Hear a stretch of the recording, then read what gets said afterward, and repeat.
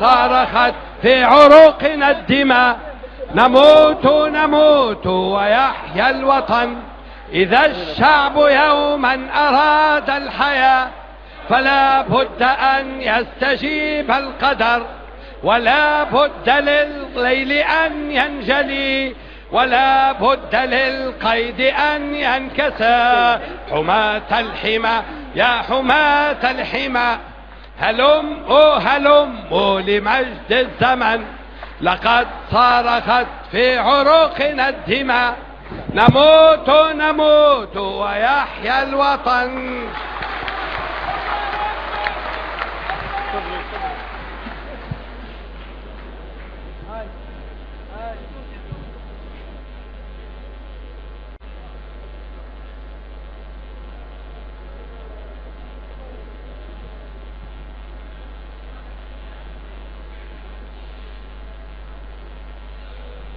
بسم الله الرحمن الرحيم، والصلاة والسلام على رسوله الكريم.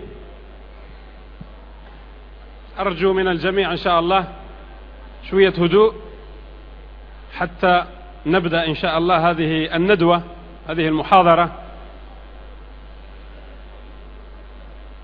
أما بعد، إخواني الكرام، أخواتي الكريمات، السلام عليكم ورحمة الله تعالى وبركاته.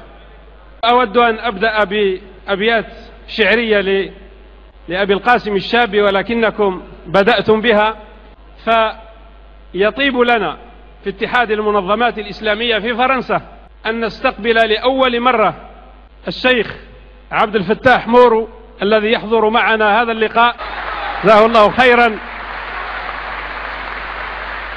وحضر معنا قبل سنوات الشيخ راشد الغنوشي، جزاه الله خيرا. ونود إن شاء الله من خلال هذه الجلسة الطيبة معكم أن نطلب من شيوخنا الكرام أن يتحدثوا لنا عن ما حدث وما سيحدث كذلك إن شاء الله في المستقبل في الدول العربية.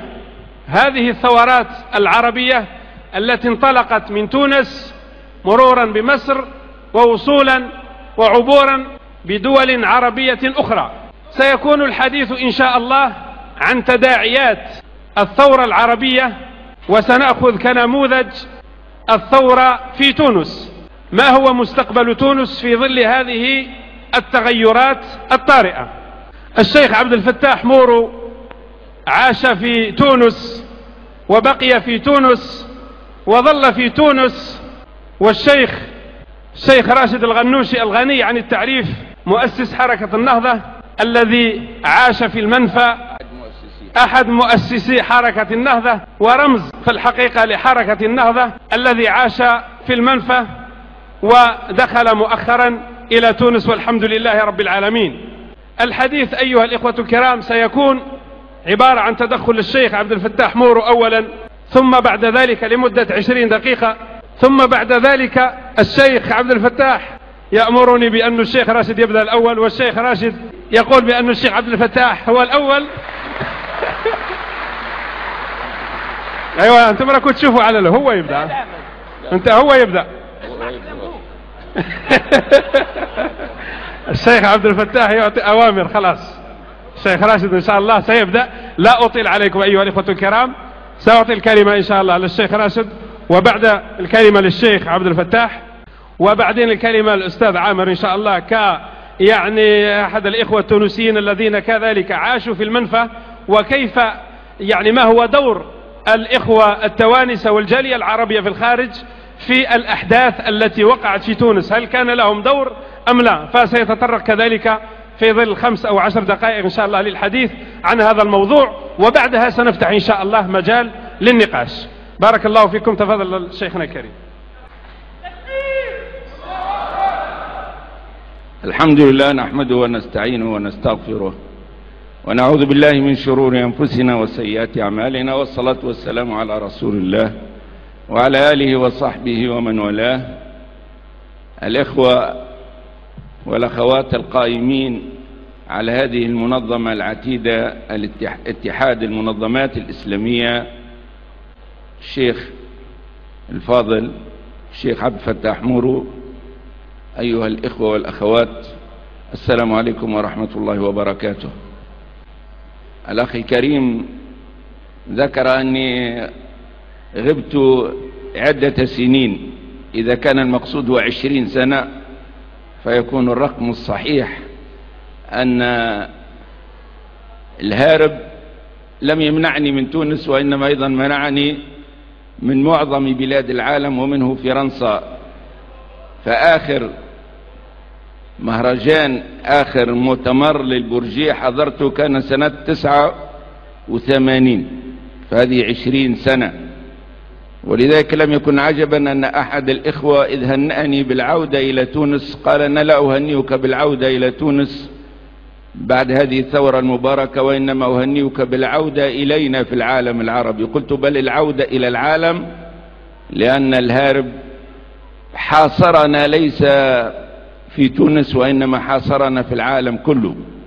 فهي لحظة تاريخية مهمة، هذه اللحظة التي ألتقي فيها مع هذه الوجوه الطيبة وهذه الفاعليات الواعدة. فالحمد لله على ما من به من نصر واعتاق لنا ولشعب تونس. بل إن هذه الثورة المباركة أضاءت الأمل، أمل في الحرية والانعتاق والعدالة أمام العالم العربي، بل أمام العالم كله. التحديات، ما هي الإنجازات وما هي التحديات في طريق هذا الذي حدث؟ اشتهر القول بأنها هنا ثورة. ما الفرق بين الثورة وبين ما يصطلح عليه بالإصلاح؟ عندما كما يحدث في عالم الطب، عندما تعجز العمليات الطبية العادية عندئذ يلجأ إلى عمليات الجراحة. فالثورة هي جراحات كبرى عندما تعجز وسائل التطبيب العادية. ولذلك لا تحدث الثورة في مجتمع، أي التغيير الجذري الذي يغير النفسيات والعقليات والمؤسسات، وليس فقط أن يغير القائمين عليها. متى تحدث الثورة في مجتمع؟ عندما تنسد كل مجالات الإصلاح العادية التي تعتمد على المطالبة وعلى العرائض وعلى الضغوط، أو في الديمقراطيات تعتمد على الانتخابات، فتذهب بفريق وتأتي بفريق. أما في تونس والعالم العربي شبيه بها فقد استحال الإصلاح، لأن الدولة تكلست، ولأن الدولة تحولت إلى مافيا. وعندما كنا نقول الدولة تحولت إلى مافيا كان بعض الناس يستغربون ذلك ويستهولونه، ولكن الآن يتبين بالوضوح أن حوالي نصف الثروة في تونس كان بيد جملة من العائلات المترابطة بالحاكم. فكان نظام مفيوزي، بل نظام باع القرار الوطني. ومن يتابع التلفزة التونسية في شريط لها أخير كشفت أننا كنا نحكم بنظام متصهين. فهو نظام مستبد، وهو نظام سد كل أبواب الإصلاح السياسي، وهو نظام تحول إلى عصابة مفسدين، عصابة نهب. باع قرار تونس إلى الخارج لأول مرة في تاريخ البلاد. تنزل طائرة العال الإسرائيلية تحمل العلم الإسرائيلي على مطارات تونس. نحن إذن حصلت ثورة، بمعنى عمل يستهدف تغيير جذري للأفكار والقيم والعلاقات والمؤسسات والرجال. هذه الثورة واضح أنه لم يقودها زعيم محدد، لم ترفع خلال الثورة صورة زعيم ولا شعارات حزب محدد، فكانت بحق ثورة شعبية، ثورة انطلقت من أعماق المجتمع ومن أعماق الظلم في المناطق الداخلية في تونس اللي هي أشد تعرضا للظلم وأشد تعرض للقمع وللفساد. ولأن كل جهات تونس، لأن الجميع تعرضوا لهذا الظلم بدرجات متفاوتة، فقد كانت ثورة شعبية تحمل شعارات ذات طابع إنساني. هذه ثورة من نوع جديد، ليست ثورة إيديولوجية، لم تحمل إيديولوجيا محددة، وإنما حملت شعارات أهدافا إنسانية عامة. كانت ثورة ضد الظلم، ضد الفساد، ضد الاستبداد، ضد التفاوت بين الفئات والجهات. وأسهم لا شك التقنيات الحديثة أسهمت في صناعة هذه الثورة عبر الانترنت والفيسبوك. إذا علمتم بأنه من بين 10 مليون في تونس يستخدم الفيسبوك حوالي 3 مليون، ندرك كم كان لفئة خاصة مئات الآلاف من أصحاب الشهادات المعطلين والشباب التونسي المتعلم كم كان له من دور في تفجير هذه الثورة. فنحن إزاء ثورة شعب وشعب متعلم استخدم بالتقنيات الحديثة في التواصل وفي صناعة رأي عام، في صناعة إيديولوجيا نستطيع أن نقول من نوع خاص، إيديولوجيا يلتقي فيها التونسيون حول أهداف عامة في محاربة الظلم والفساد والاستبداد من أجل إقامة دولة العدل، دولة الحق، دولة الحرية. ماذا تحقق حتى الآن؟ تحقق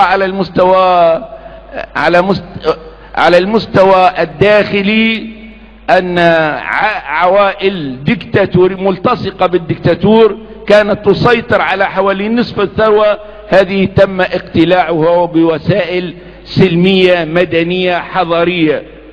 ولذلك لم نرى تطاحنا بين التونسيين، ولم نرى عندما سقط الديكتاتور لم نرى ممارسة للثأر، وإنما رأينا انسجاما، ورأينا تآلفات، ورأينا مجالس للثورة انطلقت. إذا نحن أمام أول إنجاز، وهذا هو الذي تم تصديره بعد ذلك، أن العالم العربي الذي يعيش حالات مشابهة، هذه الوصفة التونسية للثورة التي يمكن فيها لشعب مسالم أن يطيح بأكبر نظام ديكتاتوري، نظام بوليسي، هذه الوصفة أخذت تنتشر في ربوع هذه المنطقة. ويكفي أن الدولة الكبرى في العالم العربي دولة مصر استطاعت على نفس النهج وبنفس الوصفة أن تنجز ثورتها، بما يدل على أن العالم العربي أوضاعه متشابهة، وبأن هذه الوصفة بالتالي صالحة لأن تعمل بدرجات متفاوتة من النجاح في أكثر من قطر من أقطار العالم العربي. ولا نحسب أن قطرا واحدا في العالم العربي سيظل حياديا أو بمعزل عن عن تشغيل هذه الآلة العجيبة التي صدرها الشعب التونسي.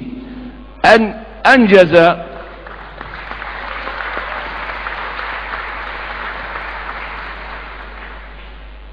الثورة ليست مجرد الإطاحة بديكتاتور، وإنما إطاحة بديكتاتورية أيضا، وهذا هو الذي يعمل عليه الثائرون اليوم.